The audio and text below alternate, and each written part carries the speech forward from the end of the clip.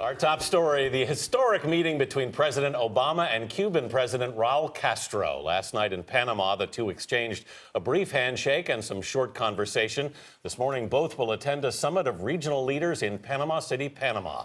It's the first time since the height of the Cold War that the presidents of both nations will hold talks to normalize relations. Cuba has been on the U.S. list of state sponsors of terrorism for more than 30 years. Mr. Obama is expected to lift that sanction. Major Garrett is traveling with the president and has the latest. Major, good morning.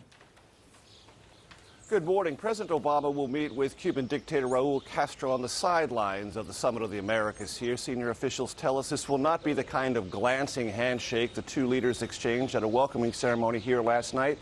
They say this meeting will be substantive, the first of its kind since 1956, when President Dwight David Eisenhower met pro-American Cuban dictator Fulgencio Batista here in Panama City at another regional summit.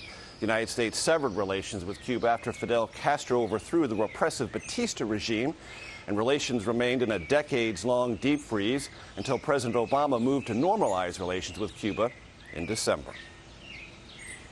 Major, what are the big issues that the two will discuss today? Three issues. You mentioned Cuba on the state sponsor of terrorism list. It's been there since 1982. The president is expected to lift that designation while here in Panama. The other issue is opening of embassies in Havana and Washington. Taking Cuba off that list of state sponsors of terrorism could pave the way for that. The other big issue, ending the U.S. economic embargo of Cuba. Only Congress can do that. They don't appear to be in any hurry to do that, although the White House is urging Congress to move rapidly on that front. Major, what's the state of political reform in Cuba right now, and really how prominently has that issue played there? It's glacially slow, and senior officials in the White House tell us it's going to remain a painfully slow process in Cuba. We have met Cuban dissidents here, some of whom were roughed up by pro-Castro supporters outside the Cuban embassy on Wednesday.